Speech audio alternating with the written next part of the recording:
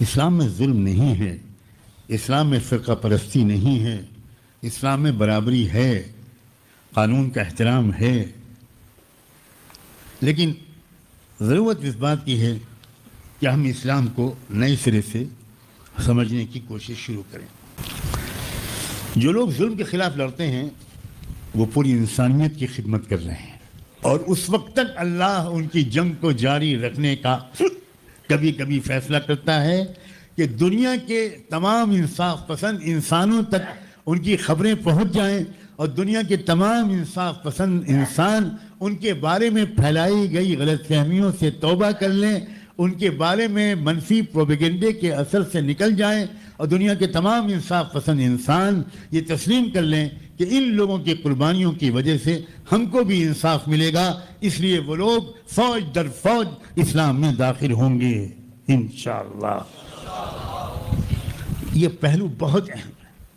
مجھے ایک بات بتاؤ، اگر 10 لاکھ انسان مسلمان شہید ہو جائیں، 10 لاکھ، اور 20 کروڑ انسانوں کو اللہ کلمہ پڑھنے کی توفیق دے، تجارت نفع بخش ہے یا گھاٹے کا سودا؟ اور کیا یہی تناسب اس وقت نہیں چل رہا ہے؟ خبریں اس کی نہیں آ رہی، عجیب تناسب ہے، ادھر 100 لوگ شہید ہوتے ہیں، ادھر یورپ میں، ہانگ کانگ میں، چائنا میں، فرانس میں، اٹلی میں، جرمنی میں، برطانیہ میں، امریکہ میں، ادھر 100 لوگ شہید ہوتے ہیں، اور ادھر 3 4 5 6 7 شہروں میں ایک ساتھ مل کر 500 لوگ، مرد اور عورتیں، عیسائی اور یہودی، مسجد میں آ کر علی الاعلان ایمان قبول کر رہے ہیں۔ شہیدوں، تم کو لاکھوں سلام، تم کو لاکھوں سلام۔ اسماعیل ہنیہ، تم کو لاکھوں سلام۔ اور یہ تو 2-3 نام ہیں، پھر ایک مرتبہ یاد دلا رہا ہوں، میں یہ ساری باتیں کس سوال کے جواب میں کہہ رہا ہوں؟ اطمینان ہو رہا ہے، تشفی ہو رہی ہے، غمزدہ دلوں کو سکون مل رہا ہے؟ جو ہو رہا ہے اسے برا مت سمجھنا، وہ خیر ہی خیر ہے۔ عسیٰ ان تکرہوا شیئا وعسیٰ ان تحبوا شیئا واللہ یعلم انتم لا تعلمون۔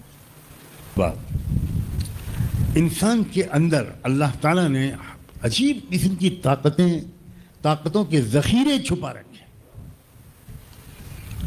لیکن ان طاقتوں کے ذخیرے زیادہ تر شدید ترین چیلنج کے وقت میں ہی نکل کر باہر آتے۔ اچانک اللہ نہ کرے آپ کے گھر میں آگ لگ جائے، ایسا خبروں میں تو دیکھا ہوگا کہیں نہ کہیں، اور شاید کسی کو تھوڑا بہت کوئی تجربہ بھی ہوا ہو۔ اگر اچانک کوئی حادثہ آ جائے، اچانک کوئی سانپ نکل کے سامنے آ جائے، ایک ماں جو بستر پر لیٹی ہوئی اور بیمار ہے، وہ اپنے بچے کو اس آگ سے یا سانپ سے بچانے کے لیے اچانک اٹھ کھڑی ہوتی ہے اور مار دیتی ہے اس سانپ کو۔ دیکھا ہے، سنا ہے کہ نہیں؟ 2 منٹ پہلے تک وہ بستر سے اٹھ نہیں سکتی تھی، عام حالت میں اسے سہارے سے اٹھایا جاتا تھا، لیکن وہ جو اچانک چیز آئی تو اللہ نے ایک عجیب و غریب پوشیدہ طاقت کا ذخیرہ اندر رکھ سکتا ہے، ریزرو انرجی، الطاقت المدخرہ، ایک ایسی انرجی اور طاقت رہتی ہے انسان کے اندر جو خاص میں انرجی سوئی رہتی ہے۔ اس انرجی کو باہر نکالنے کا واحد راستہ ہے کہ اس قوم کو کسی خطرے میں مبتلا کیا جائے۔ کیا ہم لوگ نہیں دیکھتے کہ کہیں فساد ہو جاتا ہے تو کون لوگ دوڑتے ہیں مدد کے لیے؟ شیخ العزیز صاحب، نقشبندی سلسلے کے پیر صاحب، کون لوگ؟ عام نوجوان، کالج کے لوگ، جن کو آپ فتویٰ دیتے ہیں کہ بدماش ہیں، فاسق فاجر ہیں، جہنمی ہیں، ماشاءاللہ۔ بہت سے علماء کو اللہ نے ایجنسی دی ہے جہنمی کا سرٹیفکیٹ بانٹنے۔ یہ ڈیلر ہیں گجرات کے، یہ ڈیلر ہیں مہاراشٹر کے، سرٹیفکیٹ بانٹو، تم جہنمی، تم جہنمی، تم جہنمی، تم جہنمی۔ ایسے ہی نوجوان لڑکے وہ نکل کے چلے آتے ہیں باہر فسادات کے موقع پر، کسی زلزلے کے موقع پر کون لوگ نکل کے آتے ہیں؟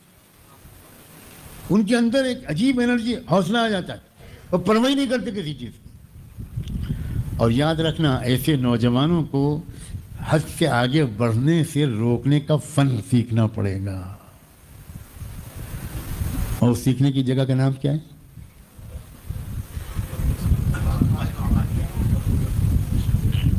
زور سے بولو نا۔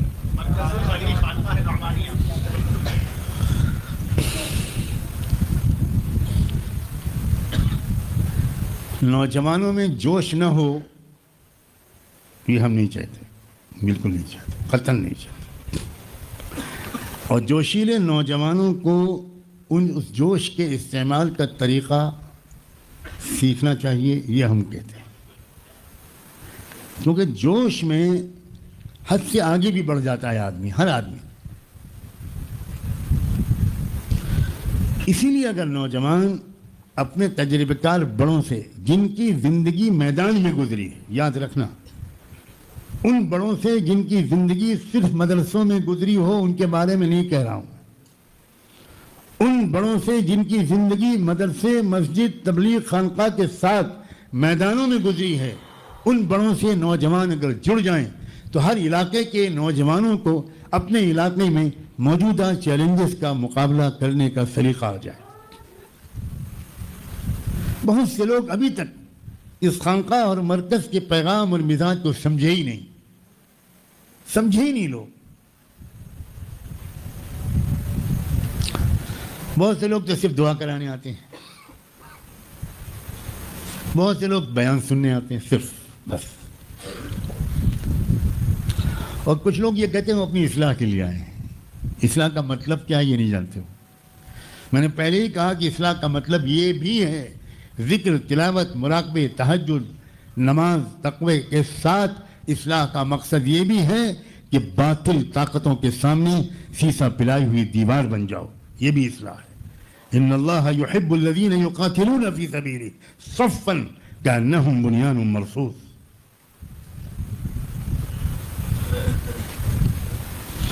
انفرادی دینداری کے ساتھ ہم کو قرآنی دینداری بھی سیکھنی پڑے گی اصلاح کے لیے، اور انفرادی دینداری کے ساتھ اجتماعی دینداری بھی سیکھنی پڑے گی ہم کو اپنی اصلاح کے لیے، اور رواجی دینداری کے ساتھ قرآنی دینداری بھی سیکھنی پڑے گی ہم کو اپنی اصلاح کے لیے۔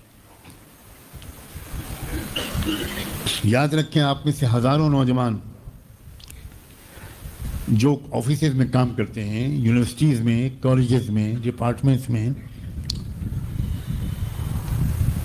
اور آپ شرعی وضاقتہ میں داڑھی کے ساتھ، ٹوپی کے ساتھ جاتے ہیں، یہ آپ کا بہت بڑا جہاد ہے۔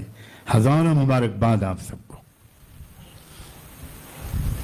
رشک آتا ہے میرے جیسے آدمی کو آپ لوگوں پر، آسان نہیں ہے۔